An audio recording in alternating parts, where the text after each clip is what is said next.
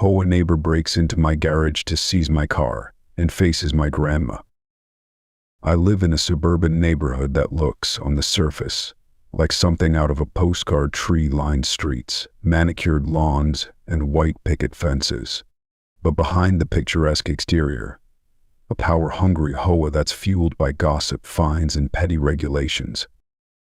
My family home is something special. We've been here for generations. In fact, my grandma has lived with us ever since she retired. She's the type of grandmother who doesn't take nonsense from anyone. She may be in her 70s, but she's feisty, quick-witted, and not afraid to confront bullies. When my parents passed the house down to me, I inherited two things: a pristine garage where I keep a classic car, my beloved 1968 Mustang, restored with my own blood, sweat, and tears. A never-ending series of HOA headaches, mostly thanks to our infamous neighbor, Frank. Frank is on the HOA board, and his favorite pastime is finding violations around the neighborhood.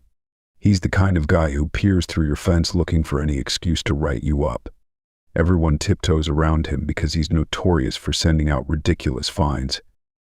Frank fancies himself a guardian of the neighborhood.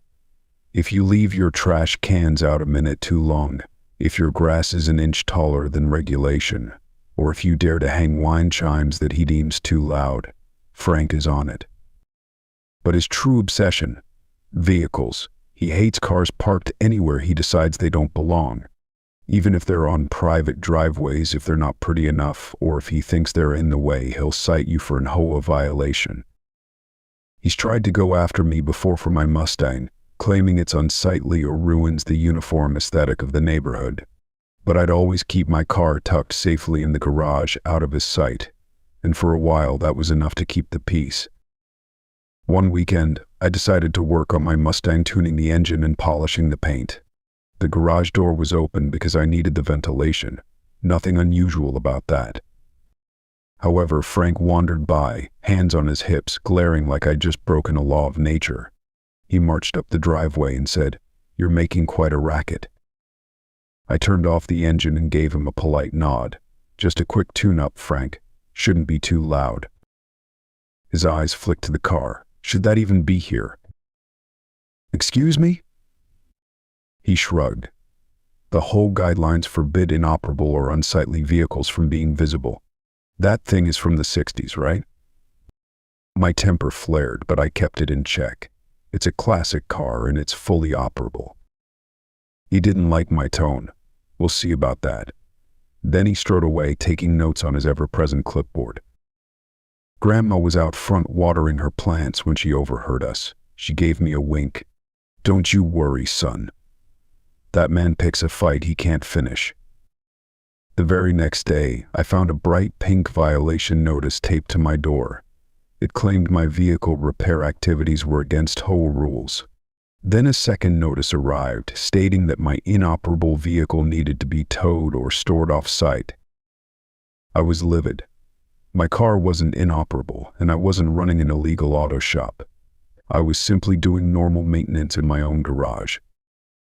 I texted Frank to clarify. He replied with a single line: "Keep that junk off the neighborhood streets, or you'll be fined." Junk? I was about ready to explode. I showed the violation letters to Grandma. She read them, then calmly set them down. "Child, you stand your ground. That man's got no legal right to seize your car, and if he tries, he'll have to go through me." I half laughed. "Thanks, Grandma, but I'm not sure he'll listen to reason." She shrugged. "Doesn't need to. If he tries anything, he'll regret it." See, Grandma grew up in an era where you handled bullies by calling out their bluff and never backing down. I admired her confidence, but part of me still worried Frank might manage to pull some legal stunt through the HOA. A few days later, I got a letter titled "Final Notice" in bold red ink saying, "You have 72 hours to remove the inoperable vehicle from the premises, or the HOA will authorize its removal at your expense." Excuse me. My car is not inoperable, and even if it were, the HOA has no right to break into my garage.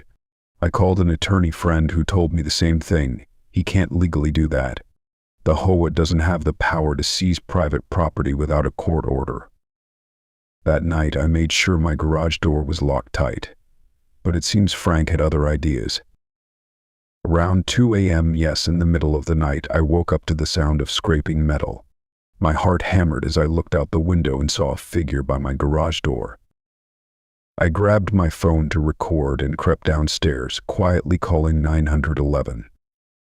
Turns out, it was Frank himself, fiddling with the garage door side latch. He had a crowbar in one hand and what looked like bolt cutters in the other. This man was actually breaking into my garage, no doubt to get evidence or possibly attempting to tow my Mustang. My adrenaline spiked. I flipped on the garage's overhead light from inside the house. Frank froze like a deer caught in headlights. But before I could even step out, Grandma beat me to the door. She'd heard the commotion too, and she came rolling out in her bathrobe, carrying her old wooden cane. She swung the door open with a force that rattled the hinges. "What in the name of all that's holy do you think you're doing?" she bellowed. Frank whirled around, dropping the crowbar. His face went pale. This is official HOA business," he stammered. "I'm within my rights to inspect." Grandma pointed her cane right at him. "Don't you lie to me, boy. You broke into my family's garage." He tried to sputter something about the vehicle being a neighborhood violation, but Grandma cut him off. "You're on private property in the middle of the night, and you're holding a crowbar," she snapped. "You want to talk about rights? Let's call the police and see what they have to say." I was already on the line with 911, explaining we had a trespasser attempting to break in. Within minutes, a squad car came flying down the street, sirens off but lights flashing. 2 officers stepped out. One approached Frank, who was still near the garage, now looking terrified. The other came up to me. "Sir, did you witness this man attempting to force entry into your garage?" I showed them my phone.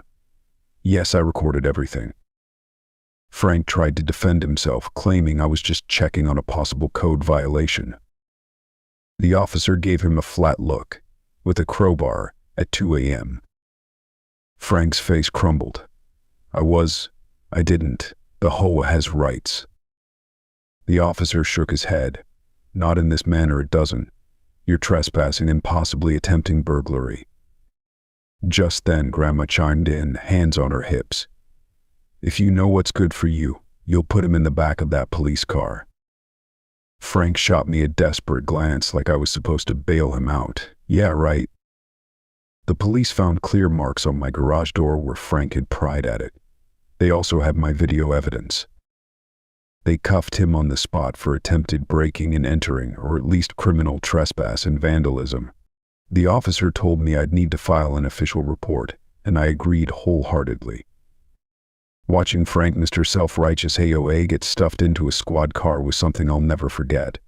He was still shouting about how the HOA demanded the removal of the vehicle and that he was only enforcing the rules. But as the officer told him, that's for a court to decide, not for you to break in and tow the car yourself. Of course, word spread like wildfire the next day. Some neighbors actually came by to offer support. Turns out Frank had been harassing them too. A few had stories of him trespassing to inspect their properties without permission, though maybe not as blatant as the garage break-in. Within a week, the whole board held an emergency meeting and removed Frank from the board. They publicly denounced his behavior, saying they never authorized or condoned such an act. Frank faced charges for attempted burglary and trespassing. He eventually pled guilty to a lesser charge, likely in exchange for some community service and a restraining order, meaning he couldn't come near my property again. Meanwhile, my Mustang stayed right where it belonged in my garage, untouched and gleaming. The HOA tried to distance themselves from Frank's actions, and after a few legal letters from my attorney, they ceased all bogus inoperable vehicle fines. Grandma, of course, became something of a local legend. Neighbors love telling the story of how she confronted Frank with a cane in hand, scaring him more than the police ever could. She'd just smile and say, "I've dealt with worse bullies in my day." And that was that. Frank sold his house a few months later and moved out of the neighborhood entirely. No one was surprised. Now, the HOA is a bit more reasonable. They still have their rules, but they're far less aggressive about enforcement. And whenever someone starts whining about a minor infraction, the board tends to double-check everything, probably because they're terrified of another Frank fiasco. As for me, I still tune up my Mustang in my garage. Every time I open that door, I remember the night Frank tried to steal it from me. And I remember the sight of Grandma wielding her cane, delivering the best line of the whole saga. "Boy, you're about to have a problem you can't handle." That's my family. That's my neighborhood. And that's the story of how an HOA busybody broke into my garage to seize my car and ended up facing my grandma instead.